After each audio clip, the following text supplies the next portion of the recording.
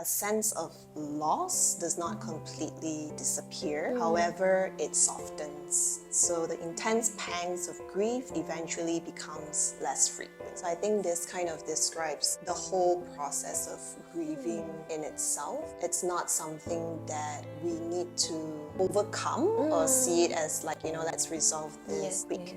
It can be seen as an event that you can kind of put into memory, honor it, because whether it's the person, whether it's like you're grieving over a version of yourself, a loss of a friendship, these were important things and people in your life. Welcome to Tea Breaks with Therapists, where we brew conversations on mental health one sip at a time.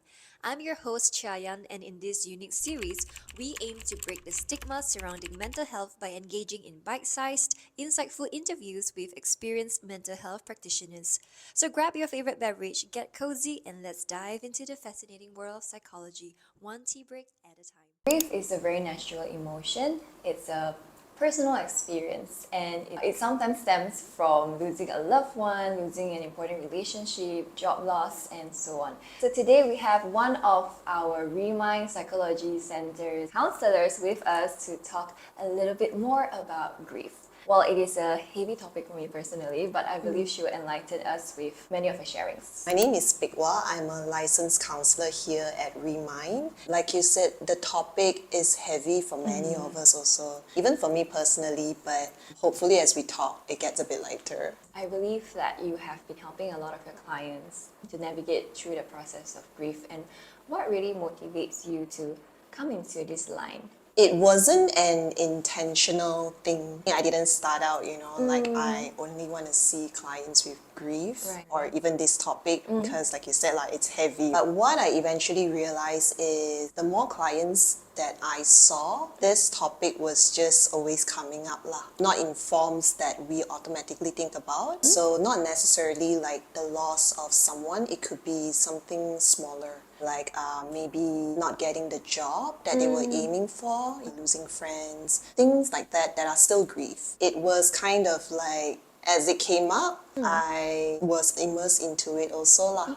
Yeah. So for me, my personal motivation, I have my own experiences of grief as well, like many of us. Right. So one of the bigger ones is actually losing a parent when I was in my teens. So this topic is very close to me in my heart. When I was training, it was always there. I attended workshops, but it was more for like personal reasons lah. And then just so happened it came to be like, okay, I'm starting to see more clients with grief. So it all came together quite nicely.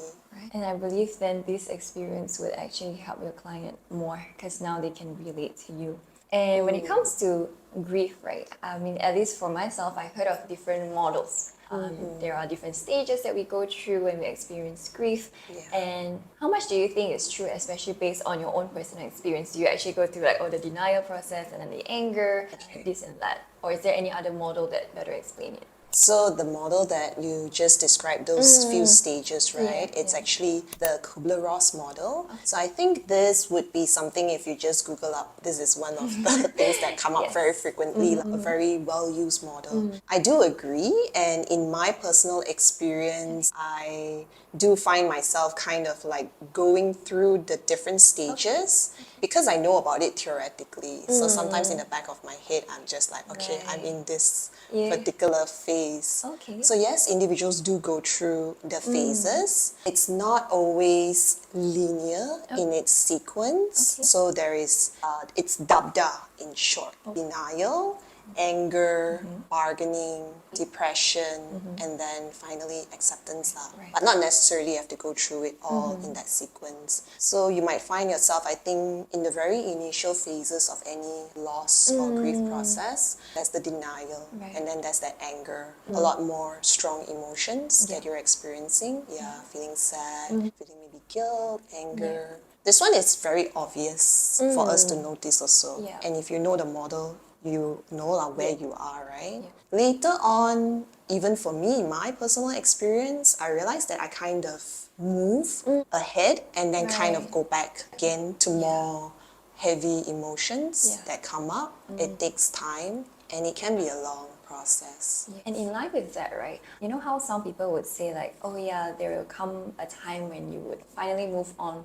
from that grief or from that loss. And actually, what are your thoughts about that? So my experience is more than 10 years already. So when you say that, when I hear it, I do agree. Moved on, yes. It depends what you're thinking of when you say move on. Does it mean move on and forgetting it? I don't think it's that lah. It's moving on, being able to continue on with Right. your life, but also still remembering the event, the loss. So in that sense, that kind of moving on. And in your personal experience as well, how different in terms of your thought process, your actions, when it was really brand new and really like after 10 years now?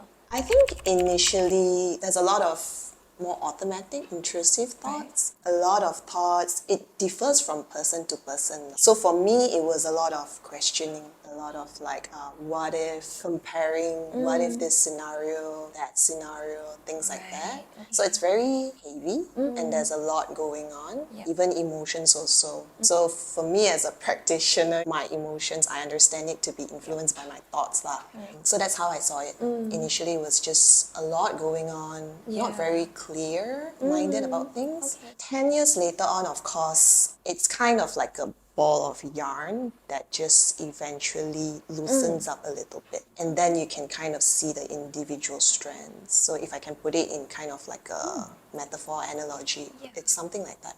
You get a bit clear-minded about things, the emotions lessen, a bit more positive emotions come in. So the feel is kind of like, you eventually, and hopefully the grief process goes through that way, more of growing and thriving. Does that make sense? Yeah, it does. And I think that analogy really helps us to visualize better. Like you mentioned, it looks very different for everyone, right? How does grief actually manifest differently for everyone? Because there are some narratives where, oh wow, that person just lost a parent, she can still go through a day like normal, while another person mourned for like one whole month and not being able to come out. Yeah, how does that work? So I have here actually some note by a psychologist and an author. He's called Warden. So this is kind of like his theory. What would someone who is going through grief, what do they look like? So we're looking at things that they're thinking about, their cognition, their feelings, how they might be behaving also. So definitely emotion is something we are a lot more familiar with. We can easily spot it being sad, crying, they might be angry, they might withdraw as well. So things are a little bit more quiet. You can't seem to get in touch with them even if you want to reach out. That is quite common. Thoughts, it would be they're thinking about the person that has passed, maybe what is it that they have lost. So also they're thinking about the what ifs, like how I experienced it myself also. Or they could actually be quite numb to the whole situation. So that is also a bit of like a defense mechanism because this might be a very overwhelming event. It's the body's way of, Responding. in a way, shutting down for a bit until they can process it. So when it comes to processing differently, right, there is always this common misconception that males cannot express themselves as freely as females. How have you experienced that, especially in your own therapy work? Is it really difficult for them to do so? With males, unfortunately, I don't have that many male clients for me to be able to make like a fair comparison even. But from what I understand, at least with my male clients they're quite directive. If it's things like that, I would imagine they are more practical at first. So more problem solving, getting things done, all the necessary things. If it's a passing, then maybe like the funeral it's not, definitely we can say it's not that they don't have emotions. It's just probably that's not the first thing that they're expressing or putting a focus on through the process of grieving. And another thing that I do hear about is one of the phases that you might go through is a depressive phase. So in males, it can often be expressed as anger instead. So it really manifests differently for them. I think in general you can say that it manifests differently, like there are some gender differences, but grief overall, there are big differences across individuals also. So just looking at every individual uniquely as a person and then kind of working on that in an individual basis lah. Okay. That's how I would I do think it. that's very important because oftentimes we like to generalize things as well. And how then can individuals recognize when they need to seek professional help in dealing with their grief, or what kind of resources are available for them? So when do individuals can consider seeking further help resources? Maybe we can talk about the things that are in their vicinity first lah. Just leaning on friends and family as support if you feel comfortable enough with that person. Yes. I'm sure there's a close one around you, so just take that opportunity if they're reaching out, make use of it. Just accept that support, even though for some it might be a bit difficult to do so. But that is one thing that they can do. Then the second is, of course, professional help. Maybe they don't have that support around them, but they still feel like they want to express and talk about, the event that they went through. So they can consider professional help. A counselor is a good place to start with. Right. So really seeing when they don't have the social support that they need. But even if they do have the social support, what kind of support is provided by your circle would be very different from how a support is given by a counselor. So if they have the resource around them and if they can afford to as well, then definitely it'll be like a added on layer of support. What you're kind of referring to is also objectivity. Maybe not so much in the initial stages of grief, I would say.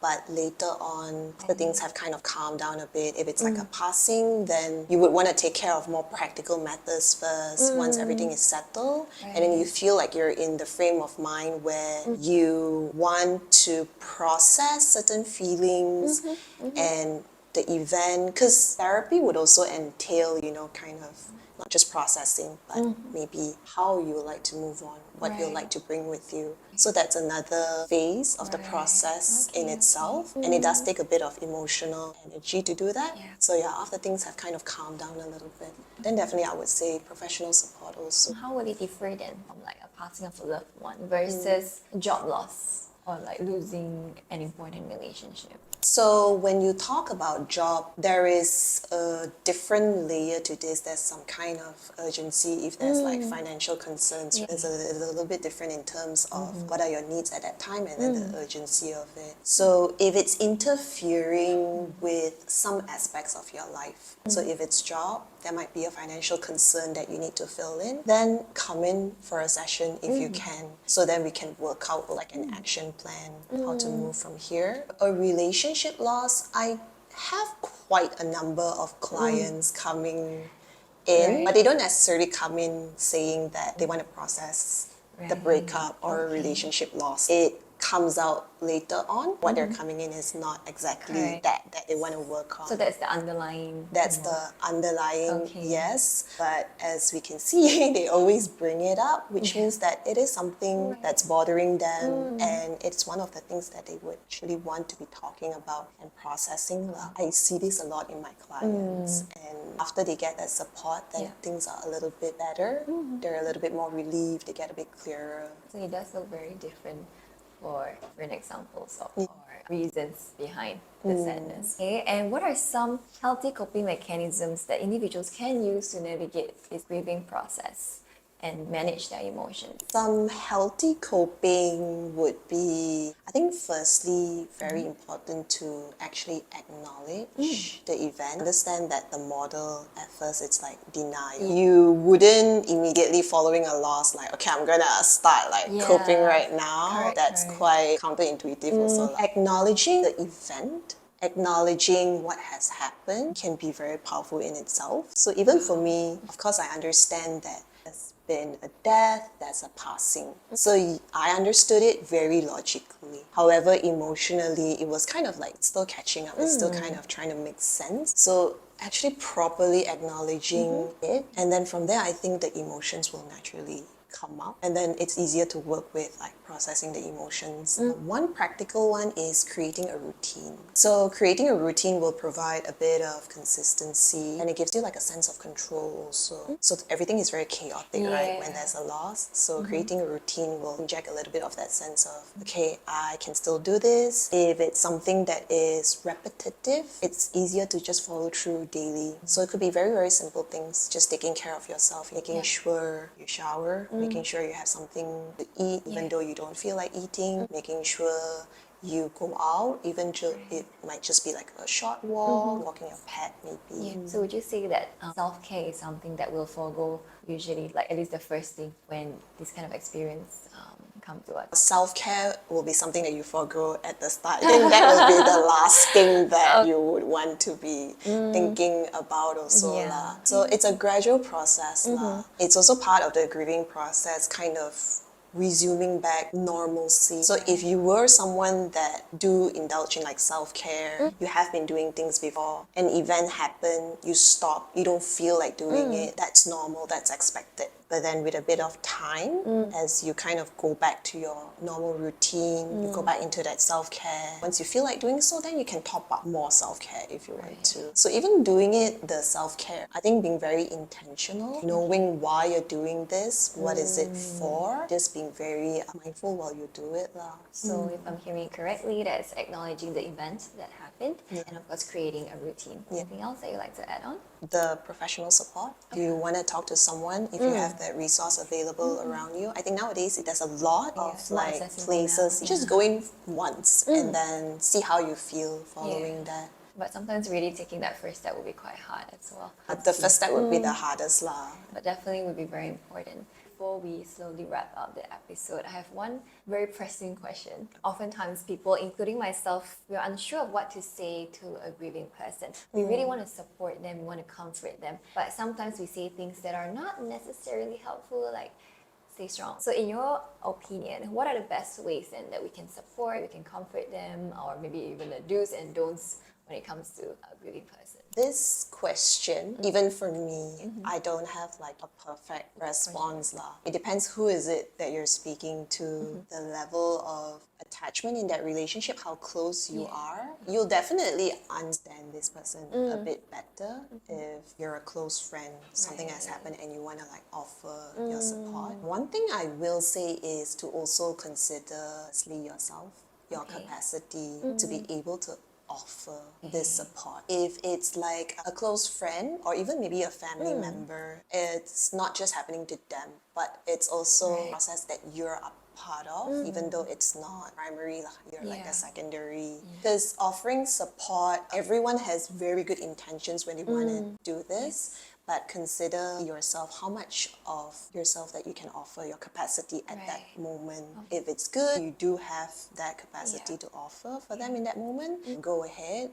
So you said just now about statements like staying strong, this too shall pass, I know you can do this, things like this. The intention behind it might be good, like I want to kind of support them, lift them in this way. However, one thing we would want to keep in mind is to say statements that are a little bit allowing and encouraging the person to express their feelings. For example, maybe you can say like, I understand that this is a very difficult time right now. This is definitely a difficult event. This person means a lot to you. It's okay if you feel like want to cry about it. I'm here for you for that. So being there, being a companion, you don't necessarily need to know to say the perfect things. That's a bit of pressure because we might not know at every moment. So I think being there, having that capacity to be there, to just lean like a shoulder for them to cry on, grieve with them together, that would be good. That was the whole shift when you just said the different statement. You can see that that might be something that you can share with a loved one as well. So thank you so much, Pik Wah, for your time and sharing with us all about grief.